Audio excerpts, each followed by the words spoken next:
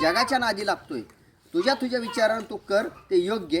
जगाच्या काहीतरी नादाला लागला किंवा जाहिरातीच्या नादाला लागला तर ते बरोबर नाही. हे वाक्य होतं गाय गाब घालवायच्या अगोदर. मात्र गाय गाब घालवल्यानंतर परत आज गाय वेली वेल्यानंतर तिला खोंड झाला. तो खोंड बघून असं वाटलं की जे आपण करतोय ते योग्य चुकीचं नाही.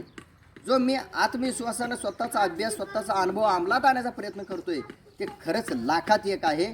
आणि जे घरचे नाराज होते किंवा मी घरच्यांच्या विरोधात गेलो होतो तर त्यानंतर परमेश्वरानंसुद्धा साथ म्हणा नशीब म्हणा की मला पाहिजे होतं एक समाजातल्या जाहिरातीच्या किंवा ट्रेडच्या नुसार एक काळा पाहिजे होता मला. तर तो काळा झालेला नाही. तर त्या ठिकाणी तो पूर्ण हारणा कोसा पांढरा म्हणजे लहानपणी हे प्रकार मिक्स दिसत आहेत. तर घरच्यांना जे पाहिजे होतं ते झालं, मला पाहिजे होतं ते नाही झालं. मला ह्या व्हिडिओच्या माध्यमातून कोणाची बदनामी करायची नाही किंवा ह्या व्हिडिओच्या माध्यमातून कोणाला नावं ठेवायचं नाही किंवा ह्या व्हिडिओच्या माध्यमातून मला कोणाला दोषी ठरवायचं नाही. मी परत एकदा सांगतोय, वास्तवता ह्या शब्दाचा अर्थ मी उलगडा करून सांगतोय.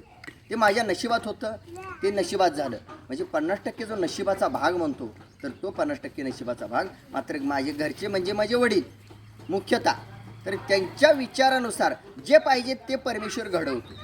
मग तसं खिलार शेतकरी शान परिवारमधून मी सिद्धापूर खान ही उदयास आणली तर तिला तडा जाऊ द्यायचा नाही किंवा तडा गेला नाही पाहिजे यासाठी मी नेहमी वारंवार ज्या व्यक्तींना खरंच पाहुणचार कधी माहीत नव्हता, ज्या व्यक्तींना या जावा बसा उठा माहीत नव्हतं, ज्या व्यक्तींना सत्कार माहीत नव्हता, ज्या व्यक्ती कधी समाजापुढं नव्हत्या, अशा व्यक्तींना, अशा खिलार पालकांना, अशा खिलार वळू मालकांना सुद्धा एक माझ्या अभ्यासानं माझ्या आयुष्यातला वेळ देऊन, माझ्या आयुष्यातलं कष्ट करून, माझ्या आयुष्यातला खर्च करून मी त्या गोष्टी घडवून त्या समाजात एक वेगळ्या पद्धतीनं त्या कुटुंबाला आणलेलं आहे. मात्र त्या पद्धतीनं त्यांची जाण राहिलेली नाही आणि त्यांनी जाण राखलेली नाही. आणि मी सुद्धा आज मी माझ्या घरच्यांची जाण राखायला गेलो, जाण तोडा गेलो त्यांची, तर ती जाण नशिबानं राहिली.